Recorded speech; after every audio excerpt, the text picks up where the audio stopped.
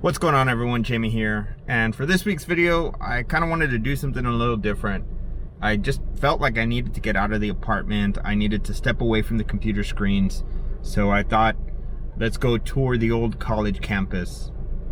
And it lends itself perfectly to the topic that I wanted to talk to you all about this week, and it's just kind of how I made time for video games when I was in college. So I just kind of felt like we should tour the campus too. So let's get into it.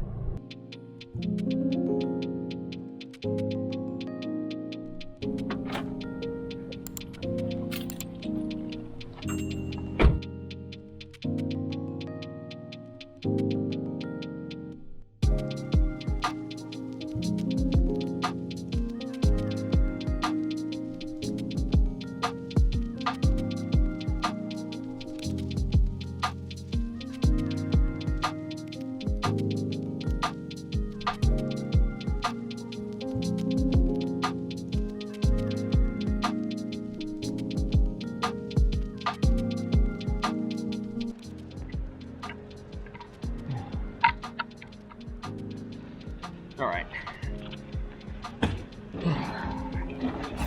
we found a good little rest spot here. So how I managed to play video games and keep up with my college studies, well, it took a lot of discipline, and it wasn't perfect at first.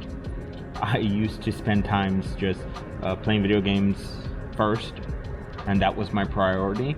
And I would completely forget that I had to read chapters or had to write papers or whatnot. And it took a lot of trial and error.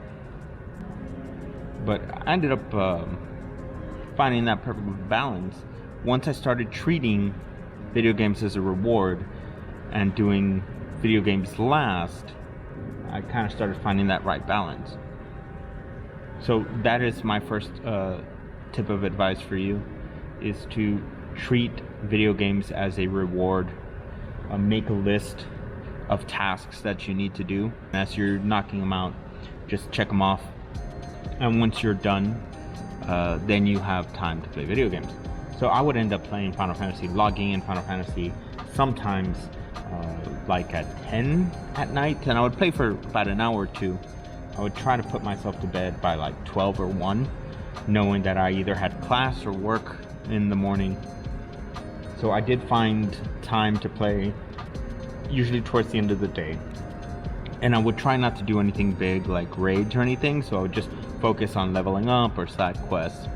Raids I would usually save for Saturdays, and so that was the main day that I knew I was going to sit down and play video games for the majority of the day, with little sprinkles of time throughout the week.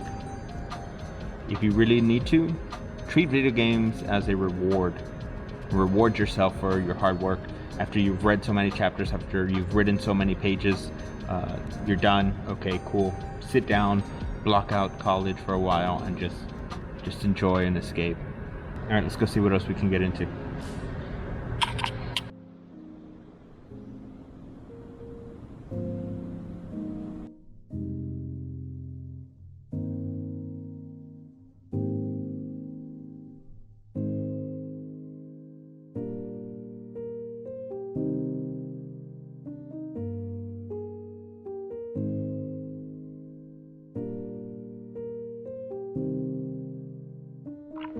So kind of the second bit of advice I would tell you is to remove any distractions that you have. If you're finding it hard to study or get work done, change the environment in which you're studying. I know I found it very hard when I was at home. I'm trying to get my work done and my PlayStation is staring at me. And so it was very difficult for me to get work done. So I just kind of changed my environment. I would come study on the campus, and I took that temptation of wanting to play video games out of the way. But that might be a little tough, because look, here in this building, I don't know if you can see, there's a bunch of video game consoles and gaming PCs in there. So I guess maybe if you do come to campus, stay away from that building if you have one of those on your campus. And so by kind of removing yourself and changing your environment, It'll make it easier to study, and so that way once you're done, you're able to go home and play video games. And that's something that is kind of backed by research. There was researchers in the University of Hawaii who were trying to improve student scores by changing their study environment. So what they ended up doing was telling students in their dorm room to turn their desk facing a wall and kind of label it with a post-it note to study area, and all they were allowed to do at that desk was study.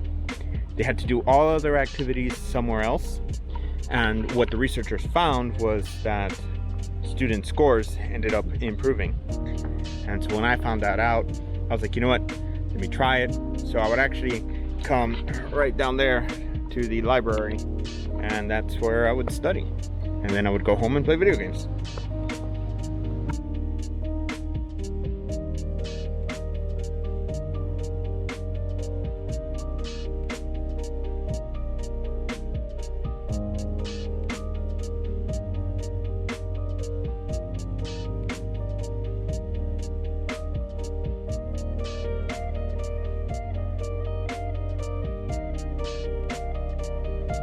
Your little happy face. The third and kind of final piece of advice I would give you is to plan your gaming content accordingly. If you are raiding or if you have something intense that's going to take hours, just designate one day out of the week where that's what you're going to sit down and do. For me, mine was Saturday, so I knew that as long as I got all my work done through the week, that I can have that day where I'm playing video games from when I wake up till when I go to sleep. It's just kind of very important that, you know, you make lists. And I know it's kind of redundant. I was kind of like, why do I need to make a list for my life? But it helped. It helped balance my school schedule and my gaming schedule, and I was able to fit them in together. And it's fun. I ended up graduating, getting a full-time job, and now I'm balancing playing video games, having a full-time job, and making content on YouTube. So that's a video for another day, I guess. Hopefully these bits and pieces of advice will help you all. And again, if you all have experienced something, if you have a system that works better for you all, let us know in the comments below. Maybe it might help someone else out. So here we go.